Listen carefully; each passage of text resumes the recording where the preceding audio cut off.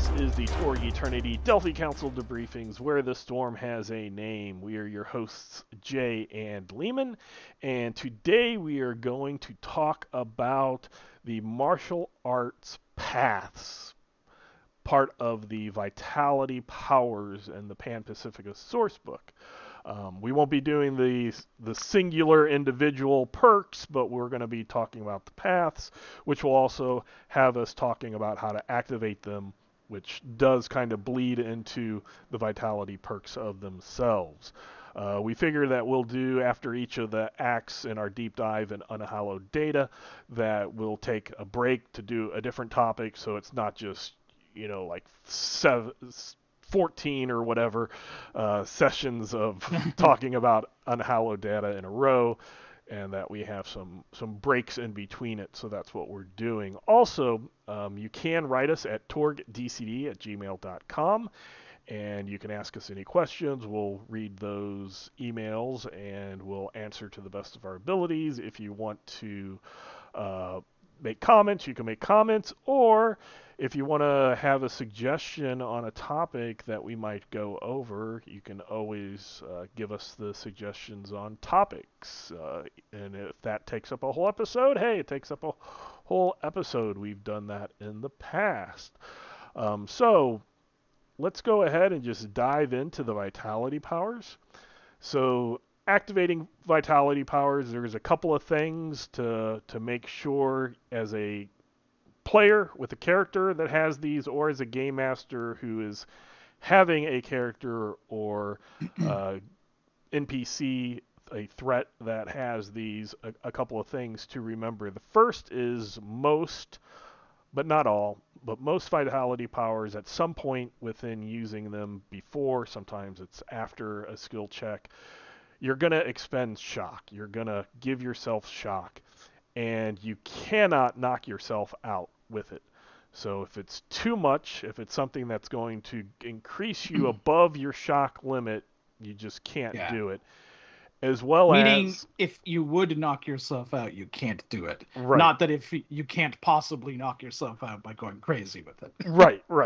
Yeah. Like, I'm going to spend everything in round one, have, hit my shock limit.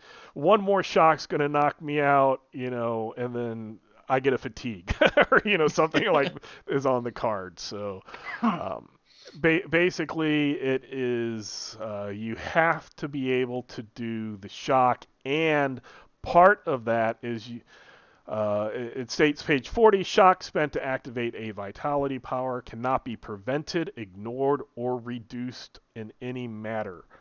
So basically, the idea in Torg Eternity with martial arts and the paths and the vitality powers and such is you are using the energy of your body to fuel the cool thing that you're doing, the vitality power, the vitality path power, etc.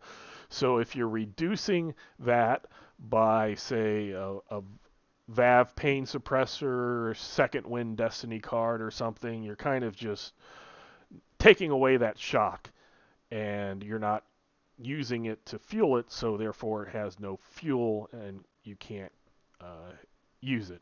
And those were just two examples, because the second wind destiny cards, that's just so hey, while I'm doing it, I'm going to use this destiny card to give myself more shock to immediately use. Now, if you get to the end of you doing everything and you're still up, then you could use it. But you have to make sure that you haven't expended over that. So that's the clarification. I do remember when I was going through these between when the Kickstarter pre, the supporter pre-finalized copy went out. A lot of these, it was like so much word count needed, and if adding too many words, or if I had to change some of the wording to make it more clear and stuff, if it got to be too different, it threw everything off. So there are little things, and if something like that sticks out to me, I will talk about. But that's why the second wind destiny card is put there. It can't be used to reduce it. Afterwards, yes, it can be used to heal yourself with shock, but during the actual activation of the powers, it's not like, hey, here's 5 more shock that I can do to do these cool things real fast. You have to make sure that you get it all done, and then you kind of energize yourself. It's about breathing also. So the second thing that I think is important to know is they require proper breathing techniques. So if you can't breathe, or you have something like cyberware or occult tech that means you don't breathe, you don't have to breathe for a certain amount of time, then you also cannot use it because then your body is not breathing naturally. It does state that impaired breathing, so like if you're in smoke or something that you're still breathing, but it's just difficult, your training as a martial artist with these paths would allow that because you've trained in harsh situations as part of your martial arts. So do you have anything to add to that, or some things as a game master to take into account? Not really. It's just the standard. Like anytime you need to spend shock to power an ability, you have to spend it all unless it's specifically like unless there's a power that specifically lowers it. Right, Otherwise, if you cheat the cost, you didn't pay enough, and it doesn't happen. right. So that's the big one. And it does mention if you can breathe underwater, like with gills or something, that's hmm fine too. Right, right. So it's mainly the I can't have my breath held or Yeah, not be able to or be a breathe. robot. Right, or be a robot or something like that. So it requires breathing, but if you have, like you said, a gene mod or a miracle or spell or something that allows you to breathe in those situations, then that's fine. You're still breathing. Um, and the reason, obviously, or hopefully it would be obvious, is that these paths can be pretty powerful.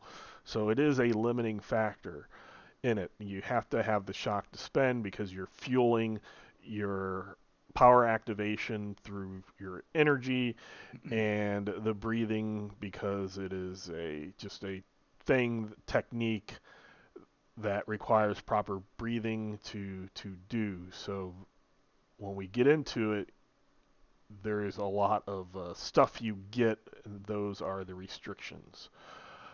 So the second thing is how they work. So we're going through the paths again. Each of these paths have 8 different special abilities that can be performed. The the path of those 8 has a requirement, and then there is a skill that is attached to that path. And as you increase adds in the skill, you gain these abilities that we're going to go through. So if something like the first one that we're going to discuss is the path of the foot and the fist, the prerequisite is at least 3 adds in unarmed combat. So you're going to start off with 3. You're going to purchase this path as a perk, and then you're going to have a path skill of unarmed combat. So since it's already at 3, you're getting the first 3 automatically, and then as you buy the 4th, the 5th, etc., again, you'd max out at 5, and then you could get up to 8 through mastery as the mastery perk to get you the 6th, 7th, and 8th power. Um, so and that's all explained on page 41. A lot of the powers are similar to perks, um, just that they cost shock, but a lot of them that kind of simulate a perk, if you have the perk as well, then you could do the power by itself, you could do the perk by itself, or you can combine it if you want by spending the shock and getting a extra little boost to it. So that's kind of a trade-off and allows a little more flexibility for a character, I think. And then the last thing is, unless you take a different perk, but we're just talking straight paths and no extra little perks around as combos, if as long as you don't exceed that shock limit, you can uh, do it multiple times on, say, you multi-target, and if doing something by spending one shock would allow you to do something to a target, and you're targeting three, you could spend three shock and do that. So you can have they can combine multiple techniques into a single action, with the limiting factor again being the shock cost. So you have any additions for that, or thoughts, Yeah, or again, corrections saying Leamon, you're wrong? aside from the other perks that can modify it, you are limited to one path. Mhm. You have to have the multi-discipline to do a second path. Right. Although there is one path that lets you take stuff, from other ones. So, but just keep that in mind. Normally, you just have one of these paths. Right.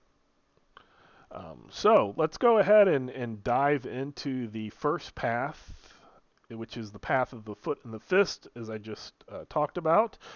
Um, you have the prerequisites of three ads in unarmed combat. Let's just combine a bunch of words, and the path skill is unarmed combat. Again, so you buy this path, this, and you spend your XP. Since you already have three ads, you're going to get the first three techniques automatically, which is Stone Fist, Leaping Kick, and Lightning Fist. So Stone Fist is you spend one shock after hitting a target. So on this one, you would be able to attack, hit, make sure you hit, and then you can spend the shock, and it can knock the target back 5 meters, and do plus one shock to the damage, or you can spend three shock to knock them back 5 meters and inflict two shock. And then they can make a contest of reality versus your unarmed combat to prevent the forced movement. So it's not a guarantee, but it is a way to like make that person move away a little bit and give a little more shock damage to your attack. So what do you think about Stone Fist? There's a few things about this one. So at first, it seems pretty like not that good because I'm taking shock to do shock, whoopity, right? But because Torg is kind of like for the most part, a perfect information game, and you know how much shock the enemy has. Mm-hmm. If you do enough and they're one shock off, this can seal the deal. Right. Same with the +2. As far as the contest goes, it doesn't say here, but I would kind of infer that they have to have reality to do that, right, because otherwise having to do a contest on every single time you do it would just be a pain. Right. So it would really only come up against reality rated enemies. And the last thing is about knocking people back.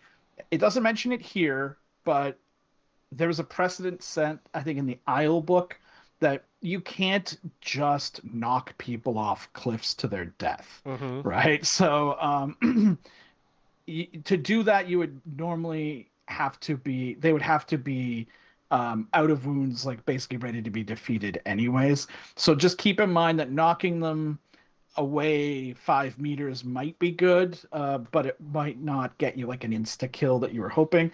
And a lot of GMs treat Torg as a much more theater of the mind situation, so they might not even be tracking distance. So just keep that in mind. Different people are going to run it differently. Like if you're in a minefield and you knock them back, will they hit a mine? Who knows? That sort of thing.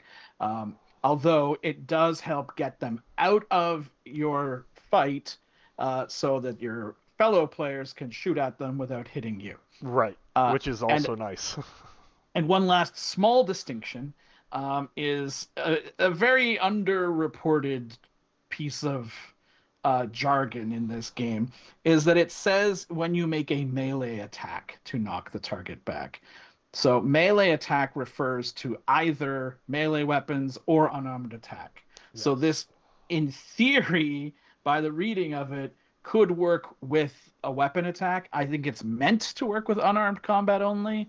I don't know if you have an opinion on that, but the way it's written, especially since the contest is unarmed combat and everything is unarmed, it's probably meant to just be unarmed, but rules is written, it works with both. Yeah, I would say Unless it was errated. I should check that.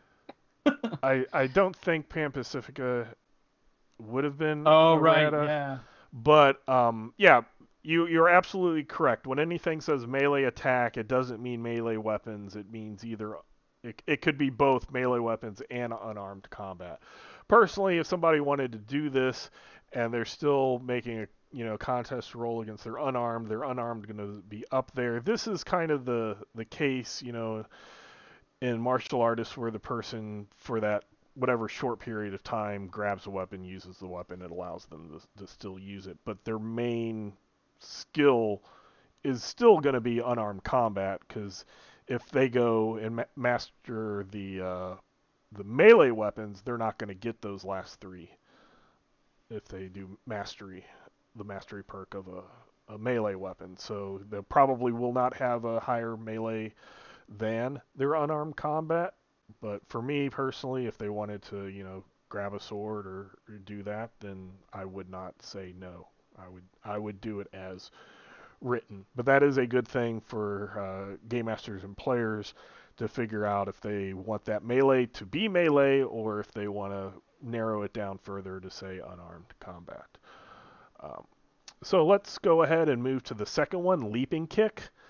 So this is another one that after spending a shock, you can gain +2 damage, or after a hit, you can spend 3 shock to do 1 BD of damage, which is pretty good, I think. What are your thoughts? Yes, unless you roll a 1. So what are your thoughts on leaping kick? So this one, again, technically it doesn't, it just says after hitting, but I would assume this is for unarmed attack because it's a kick. Otherwise, people would be arguing if they hit with a gunshot. They do it. So unarmed combat, 1 shock for 2 damage is pretty good. So that is one of the better ones in my opinion. The 3 shock for a BD is a bit of a gamble though. But again, because Torg is a perfect information game, you know what you need, and so if you already know you're not going to do it with the +2, then you might want to Hail Mary and get the 1 BD and just hope, right? Also, if you're also combining like coup de graces and other sources of bonus dice, you could get up to a disgusting amount of damage. Yes. So I would agree on all of that. And again, it is important that Torg Eternity is transparent, because yes, a lot of these that are going to add a couple of points to damage, when I've seen my players use it, they're like, oh, all I needed was 1 or 2 more points, and then they were like, okay, now I can spend can I spend the shock? Yes, I can spend the shock. Is this worth it? Is it the last one? Is it the first one? Do I just want to get them out of the way? And then that gives players, a choice of an actual, I have the information to make a choice that fits, what I want to do, instead of just, like you said, a Hail Mary. If, they're going to spend, if the 2's not going to do it, they may or may not do it with the 3 shock, but at least they know, that they might not do it. That's really a lot of the times. I know Mark calls them shock monkeys, but like for path-related characters, judiciously using your shock is very important. You're not meant to be doing it on every attack, and because of the system, you can choose to use it when it counts, not all the time, or you're going to be unconscious, right? or teetering. You're going to be trading a lot of cards for those second one wins. fatigue away. So the next one is Lightning Fist. Spend 1 shock before an attack to gain +2 to the attack roll when using fists. So this one actually specifies fists, and it's 1 shock for a bonus of +2 to the attack. So to me, this is just kind of I don't think it's like, yeah, but it's also not worthless. I just see it as it's only 1 solid shock. It's a solid. +2's usually, I mean, it's short bursts, right? So people like that. Yeah. So it's good. Yeah. So that's how I see it. It's fine. It's fine. Number 4, roundhouse kick. Before making an unarmed attack, spend 1 shock to render the target stymied on a good or outstanding hit. So what are your thoughts on roundhouse kick? It's all right. It's kind of like staggered on a weapon.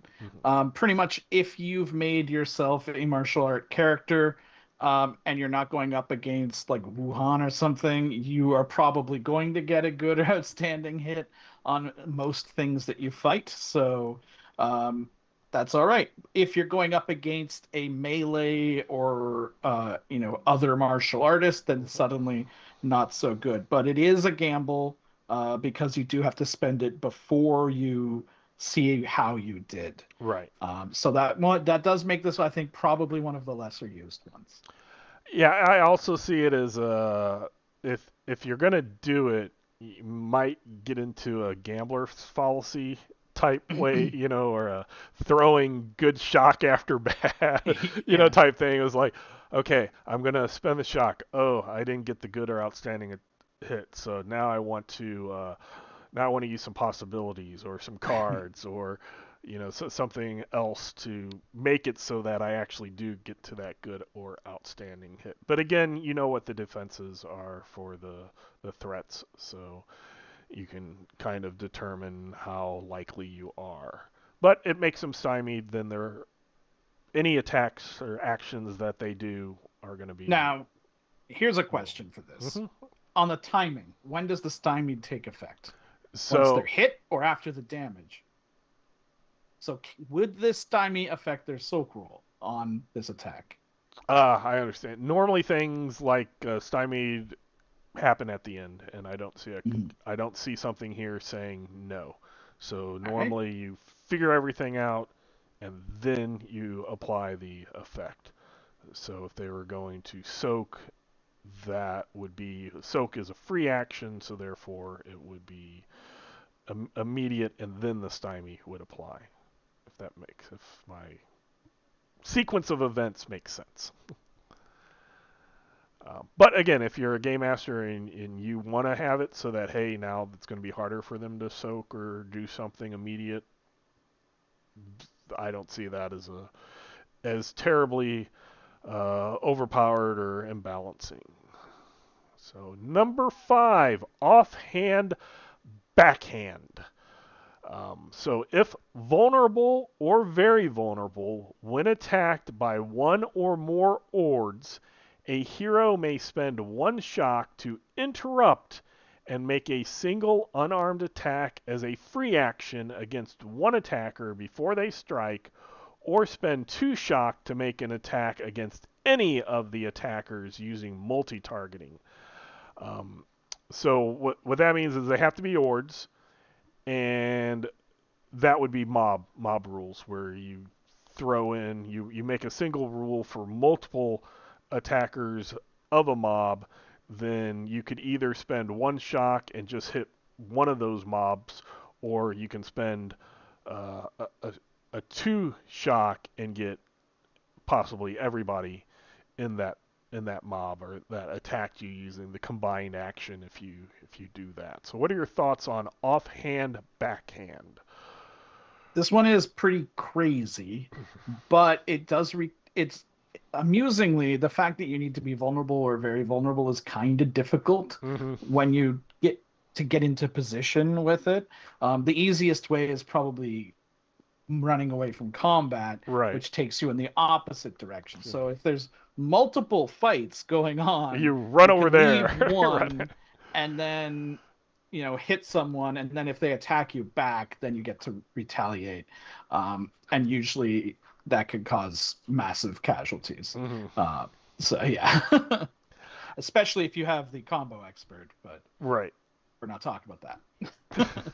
No, yeah, I see this as more situational, but possibly very devastating to a group of a lot of Ords who are using either the mob rules or the combined action rules to hit you. And since it's an actual interrupt, if you knock them out before they strike, then they don't get an attack on you. So Mhm. it also stops their attack. So Which situational, might have caused shock. right?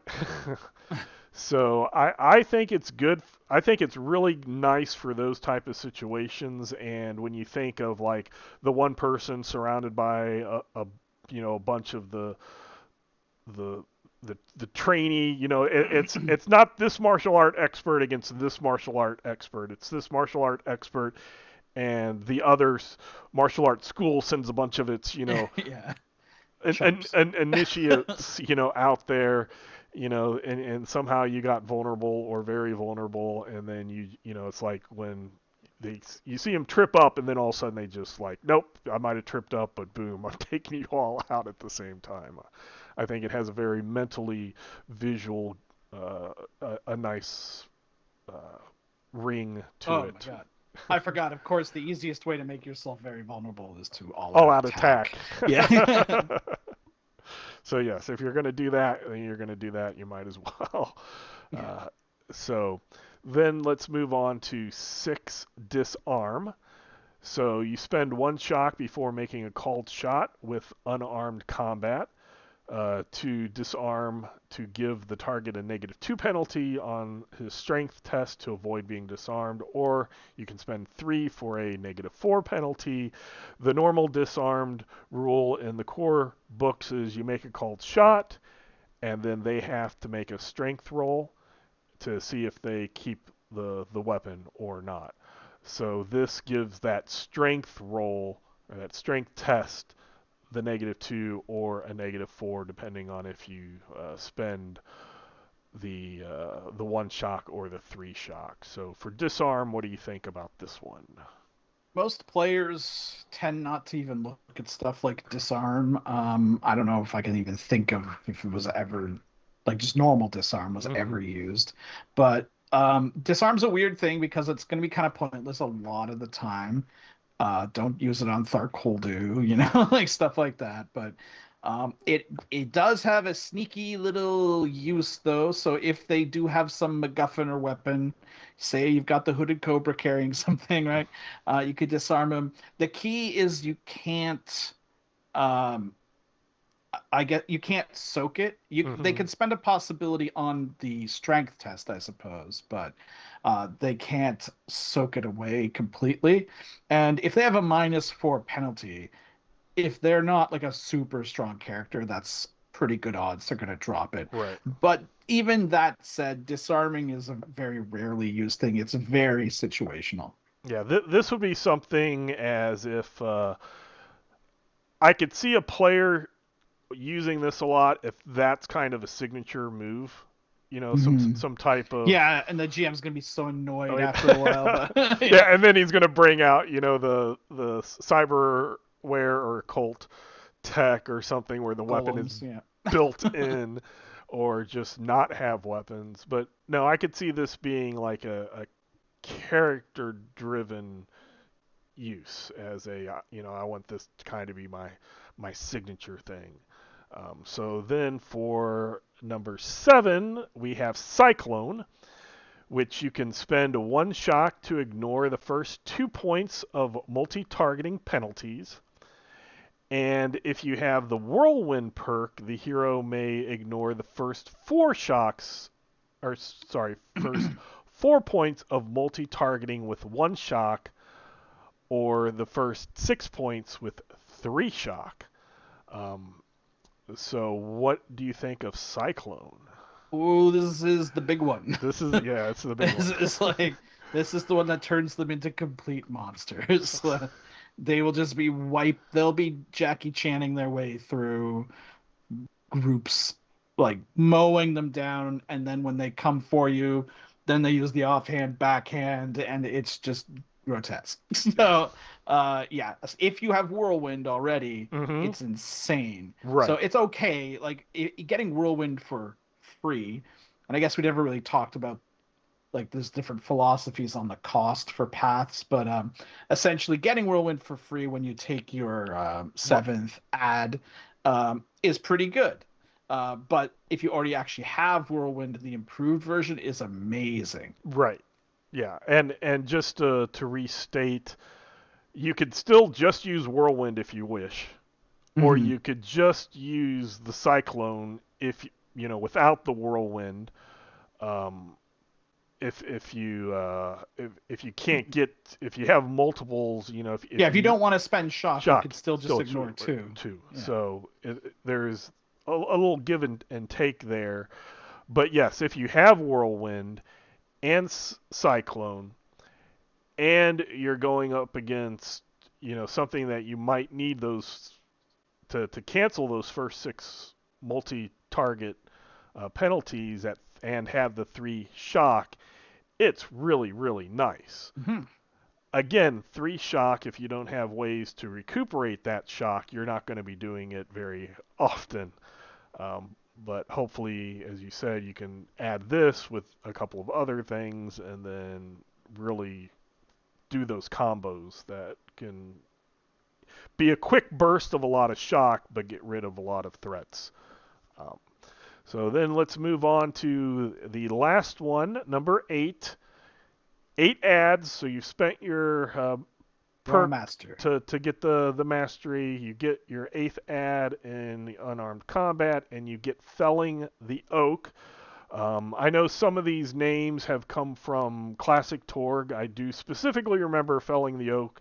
All the martial artists tended to get this one, and I just remember them always saying felling the oak, felling the oak. And even though I can't probably tell you exactly what it did in classic Torque off my head, I completely know that this is one of the techniques.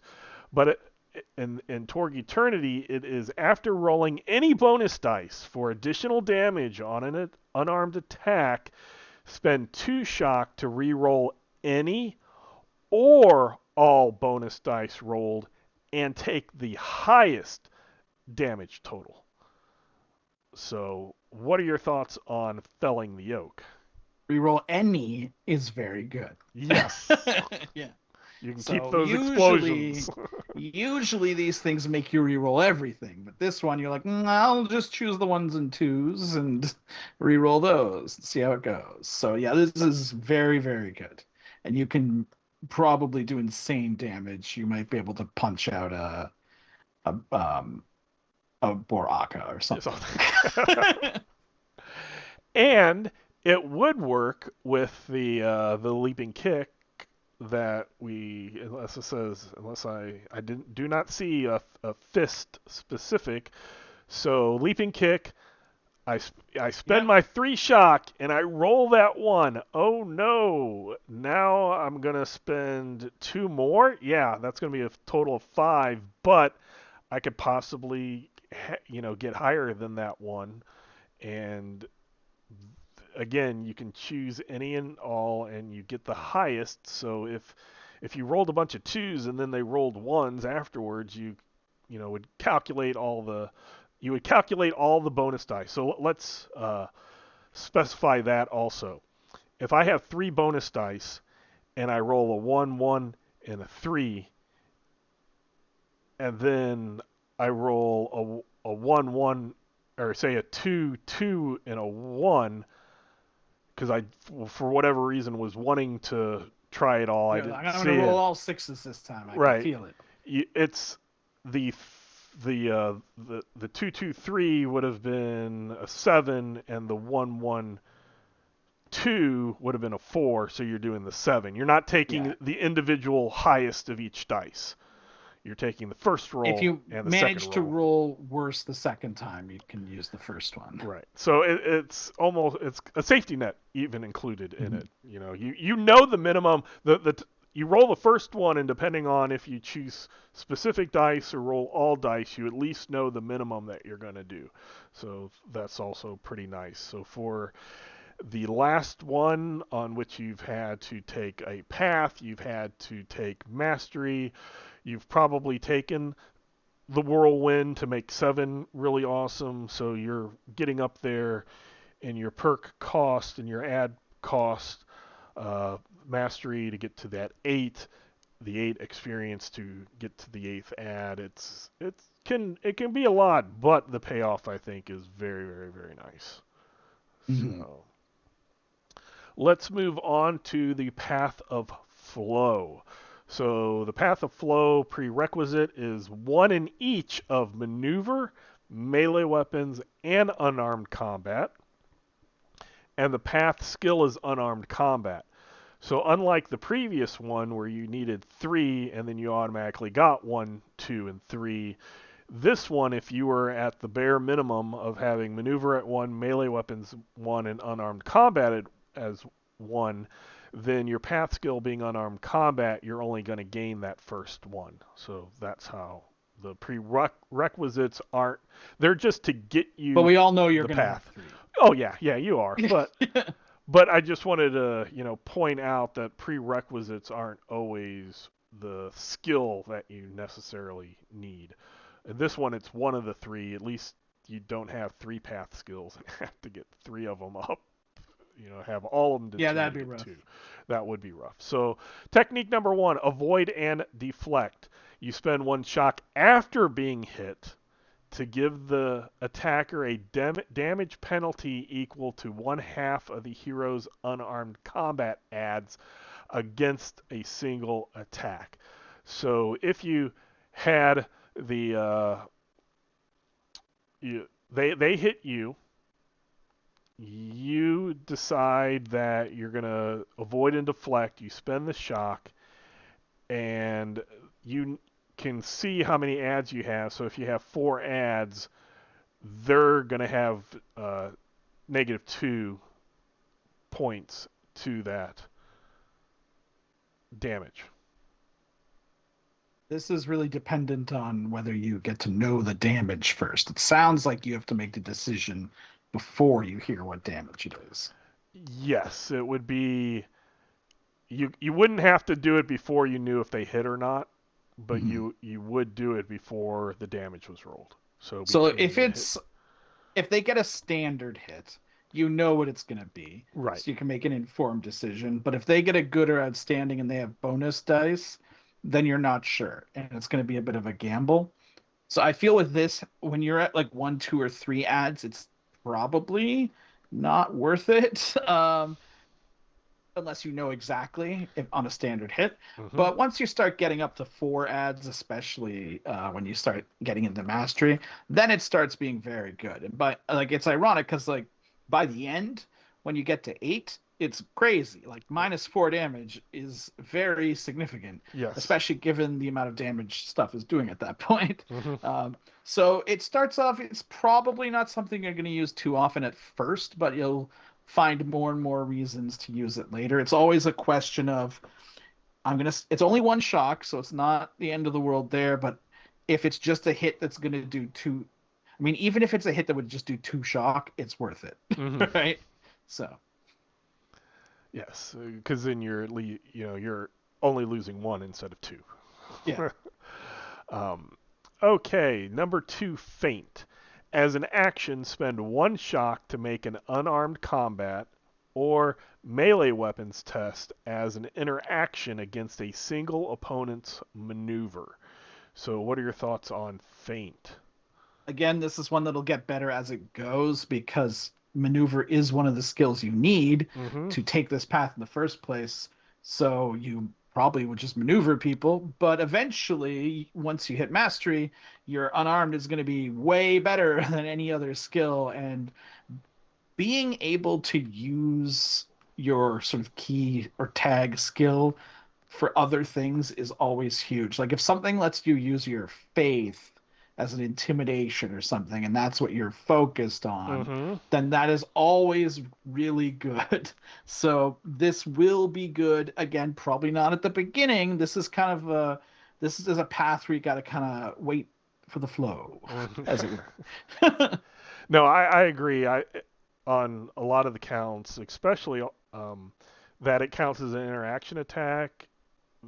I, of course, it's not a blanket statement that only the interaction skills can be used against interaction attacks because we do have other things, but it's not very common, and especially with a weapon or a damage skill, a skill that will allow you to incur damage. This one, it is instead of damage, but normally you wouldn't be able to use unarmed combat or melee weapons or any other, combat skill against maneuver except for maneuver.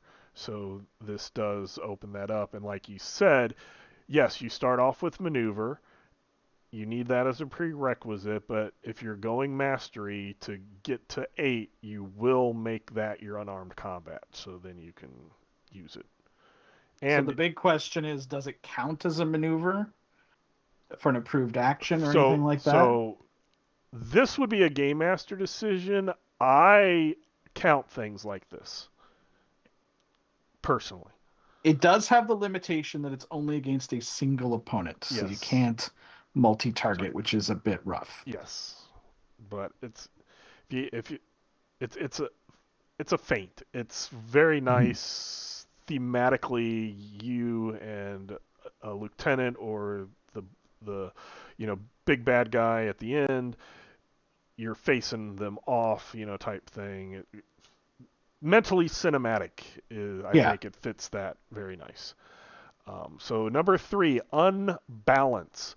When an attacker fails to hit with a melee attack, so again, melee weapons or unarmed combat against the hero, spend 1 shock to make the attacker vulnerable.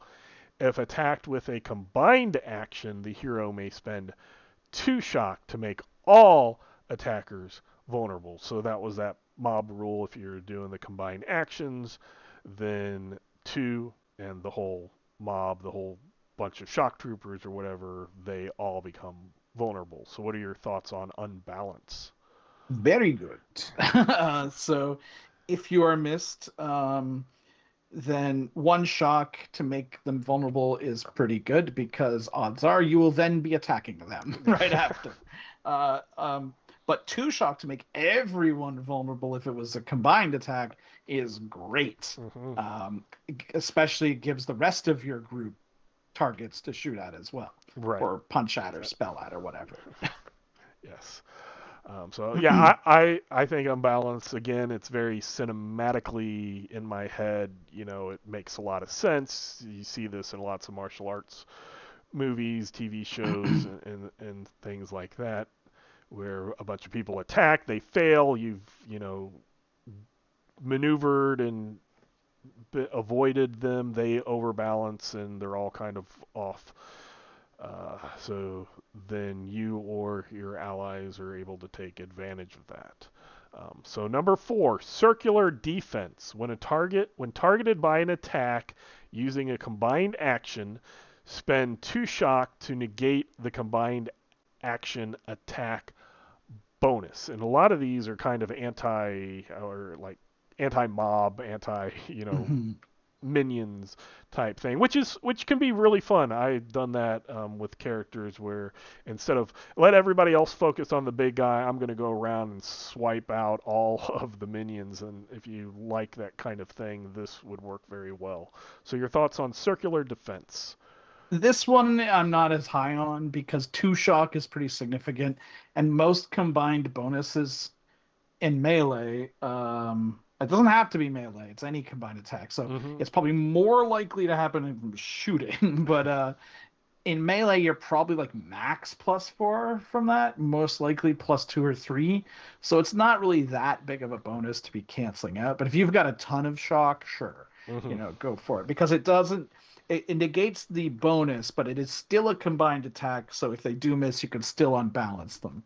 Um, that's yeah. Now, if you have like 500 shock troopers shooting at you, suddenly it becomes really good. Yeah, but um, yeah, I find the times when this is going to be super useful to be very infrequent. Yeah, I think this is one of those where in those situations it's really good, but you have to get into those situations. Right. That makes it, the the line that needs to be crossed to make you want to activate it.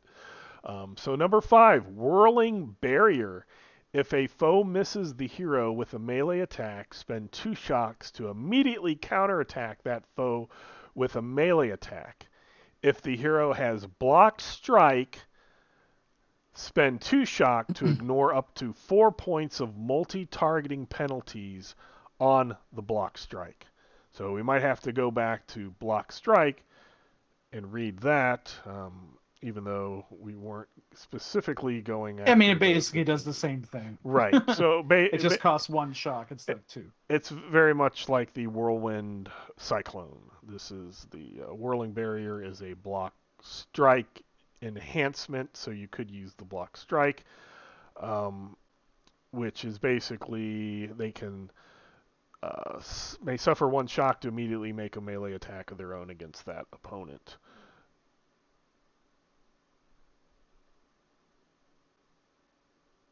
So normally, if you have block strike and someone misses, you could spend a shock to hit them. If you have whirling barrier and someone misses, you could spend 2 shock to hit them.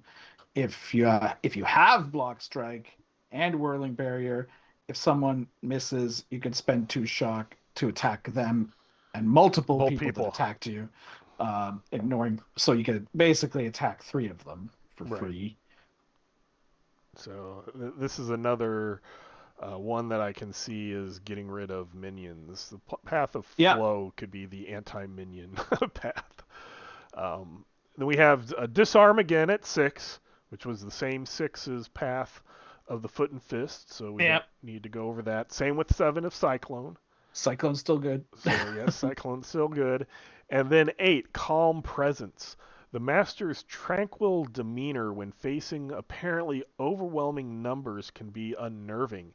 At the beginning of combat, the character is not surprised, if the character is not surprised, he may spend 2 shock to force all Ords to make a fear test. You know what most Ords don't have? Willpower. Yeah. There's good odds that they will be stymied. Yes. So I think that's also very stymied even. This entire path to me is very much the anti-minion, anti-ord. Very thematic though. Just how many TV shows and movies have that single expert martial artist get attacked by, a bunch of other martial artists and just take them out. And this, if they are very stymied, they are more likely to miss you, which then lets you smack them back. Right. So and at the beginning you could just boom, make a fear test and then do all the other stuff. So I think that is pretty cool. So seeing the time, I don't think we have enough to get into Path of the Gun, but we will be able to do that after we get through Chapter 2 of Unhallowed Data. So, again, you can email us at torgdcd@gmail.com. Send us your questions, your comments, etc. We will read those and we'll answer questions to the best of our ability. We'll comment on your comments, etc. And until next time, we hope you have fun in your own Cosmoverse. Bye.